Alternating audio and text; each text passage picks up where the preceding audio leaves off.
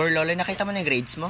Hindi pa, be. Titingnan ko pala ngayon. Ako kasi, be, nakita ko na. Tapos ang baba ng grades ko sa math, 95 lang.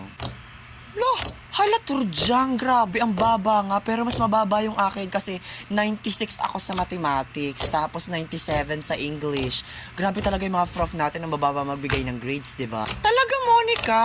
Ako kasi, hindi ako nag-iintindi sa English, tas hindi rin ako pala sagot.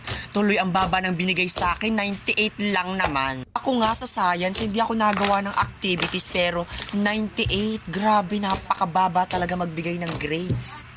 Ako nga 82 lang eh. Ay be, mas matindi yung sa PE ko kasi nga, di ba lagi akong hinihika pag nag-PPE. Ang baba ng binigay sa akin ni sir.